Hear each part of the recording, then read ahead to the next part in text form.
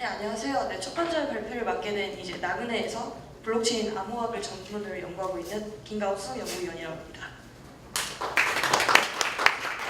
이게 제 피드백표여서 이제 저희가 지금 비트코인의 시세가 자꾸 엎치락뒤치락을 하는 상황에서 이제 ICO 스캔 사례가 늘어나고 있는데요.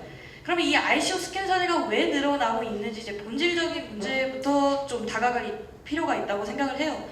일단 처음에는 보면 지금 비트코인 시장 자체가 가상화폐 시장 비트코인을 중심으로 가상화폐 시장 자체가 상당히 팽창되어 있습니다. 팽창되어 있다 보니 사람들은 일확천금을 누리게 되고 일확천금을 누릴 수 없는 상황이 물거품이 됨에도 불구하고 이제 다시 그런 절망 속에서 기대를 찾아가서 악순환이 반복되고 있는 상황이라고 볼 수 있는데요. 이제 그러면 ICO 스캠을 필터링하기 전에 우리는 궁극적으로 왜 ICO를 투자를 해야 하는지, 그리고 ICO를 왜 투자하고 싶은지에 대해서 본질적인 질문을 좀 할 필요가 있습니다. 자, 우리가 ICO를 투자하는 이유는 간단합니다. 돈을 벌고 싶습니다. 하지만 이게 가장 단순한 이유죠. 가장 위험한 이유이기도 한데요. 그러면 왜 돈을 벌고 싶은지, 우리가 주식을 투자를 해도 우리가 금융상품에 투자를 해도 사실 돈을 벌고 싶다는 이유 하나만으로 이제 여러 가지 목적에 대해서 따지게 되는데요. 연수익률은 얼마인지, 내가 과연 어느 분야에 투자하고 있는지, 과연 이 분야에 투자를 함으로써 내가 연수익을 어떻게 또 활용할 수 있는지에 대해서 구체적인 이유를 세우지만, 현재 ICO가 광풍되고 있는 상황에서 이런 구체적인 계획을 가지고 접근하는 면밀한 개인 투자자는 찾아보기 없는 게 실정입니다.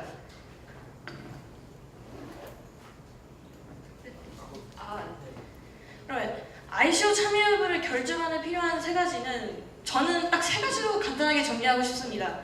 첫 번째는 이성, 두 번째는 백서를 분석하는 능력, 그리고 그 백서를 분석하기 위한 용어 지식이라고 할 수 있는데요. 처음에 이성부터 봐주자면 사실 저한테 상담을 요청하시는 많은 개인 투자자분들께서는 이 아이템은 정말 대박이 날 것 같다. 특히 블랙엔젤 투자 같은 경우에는 정보의 제한이 상당히 제한적이 있습니다. 물론 그만큼 리스크를 부담하기 때문에 우리가 엔젤 투자를 통해서 대박이 날 수 있는 건데요. 소위 말하는. 하지만 이 특급 정보라는 것이 사실 양날의 칼이라고 볼 수도 있어요. 이게 정말 대박이 날 수도 있는 것이고, 그리고 그만큼 정보가 제한되어 있기 때문에 사기의 가능성도 그만큼 노출이 되어 있다는 것을 자꾸 간과하시는 경향이 있습니다.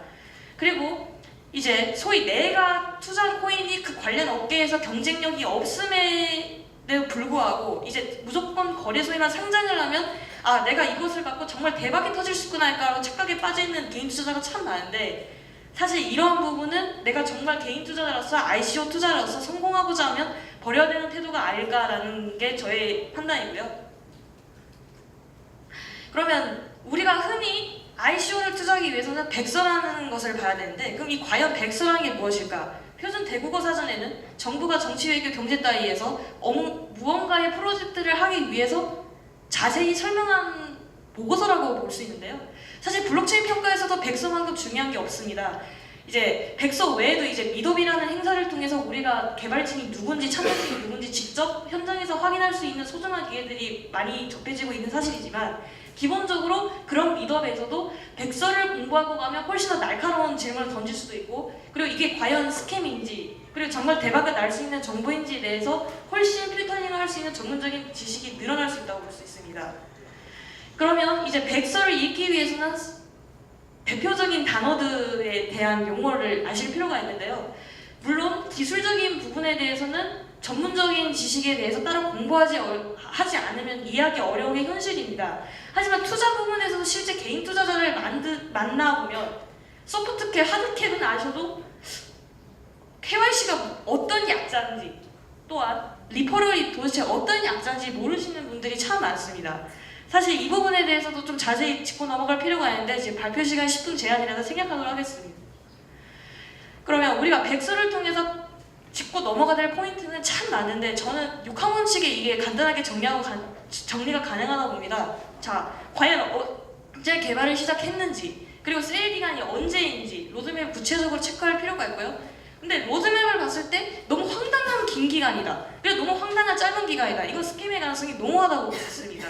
특히 은행권 관련 프로젝트에서 우리는 스위프트 국제 거래 송금망을 구축할 거고 비자와 제휴를 맺을 거라 하는데 로드맵이 터무니없이 6개월, 3개월 미만이다. 이거는 사실 말이 안 되는 수치고요.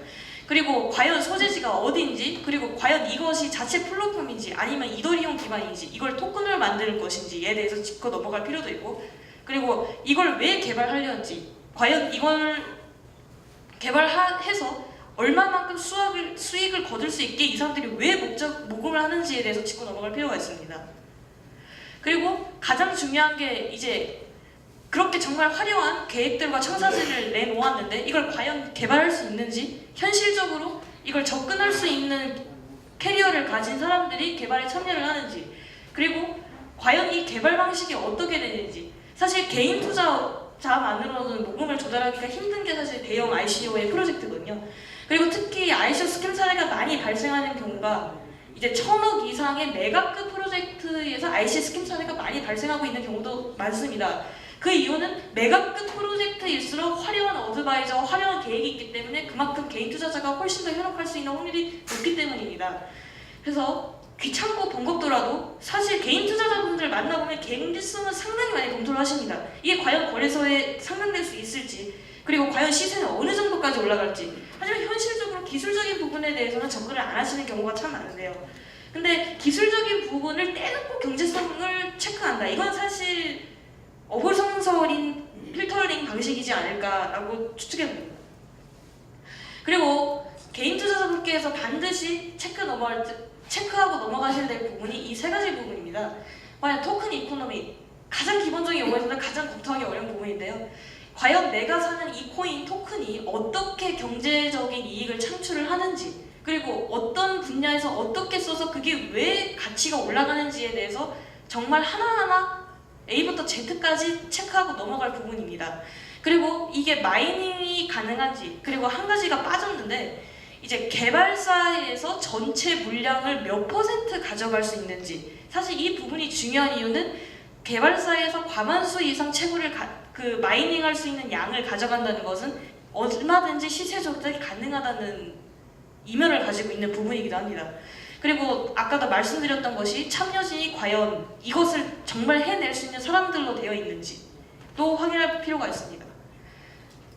그래서 이제 스캠 여부를 판단하는 것 중에 이제 여러 가지 방법이 있지만 그 중에 일반 투자자에서 쉽게 이렇게 검토를 할 수 있는 게 깃허브인데요. 사실 개발자들이 이 깃허브라는 사이트를 사용합니다. 왜냐하면 이제 다양한 프로젝트를 하다 보면 이제 혼자 개발을 못하고 이제 팀 단위로 개발을 해야 되는데 이제 그렇게 팝업창으로 업데이트를 수시로 하면서 개발자끼리도 그리고 일반 투자자끼리도 신뢰를 할 수 있는 게 이게 깃허브라는 사이트가 있고요. 그리고 이제 깃허브 소스 외에 이제 마케팅이 어떻게 이루어지고 있는지, 과연 시장성이 어떻게 굴러가고 있는지, 그리고 우리가 파트너스를 맺겠다고 투자자들한테 설명을 했는데 과연 마케팅 팀들이 얼마나 열의를 하고 있는지에 대해서도 SNS 정보를 통해 주기적으로 업데이트되는 게 있는지 소식을 꼭 확인할 필요가 있습니다. 그리고 사실 한국의 국내 ICO를 한 것 중에 이제 제가 구체적으로 언급드리기는 어렵지만 이제 범죄에 활용되는 코인에도 불구하고 이 의도를 숨기고 지금 런칭을 하고 있는 ICO가 덜어 있어요. 그래서 물론 대놓고 이제 우리가 하는 ICO가 범죄에 활용된다고 이제 하는 미덕은 없겠지만, 그러니까 이게 현실적으로 정말 이제 깨끗한 데 사용하는지, 이제 가장 많이 활용되는 게 이제 또 머니 런딩이라 해가지고 자금 세탁이거든요. 이제 자금 세탁에 악용되는 건 아닌지 이제 SNS 정보나 아니면 관련 투자자들을 통해 면밀하게 검토할 필요가 있습니다. 특히 억 이상 이제 대형으로 들어가는 경우는 반드시 체크해야 될 부분이라고 생각합니다.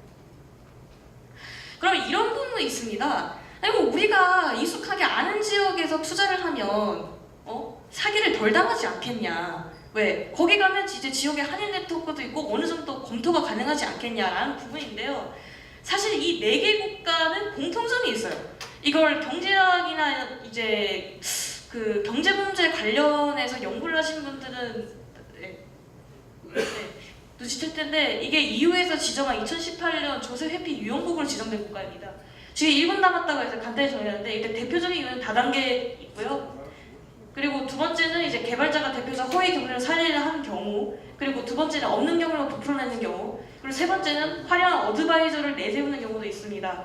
지금 시간이 짧아서 제가 모든 스캠 사례를 공유드릴 수 없는 점은 참 안타깝게 생각하고, 추후 더 궁금하신 점이나 그리고 객관적인 증빙 자료가 필요하신 경우에는 아래 연락처를 연락 주시면 확인하는 대로 바로 회신해 드리도록 하겠습니다. 고맙습니다.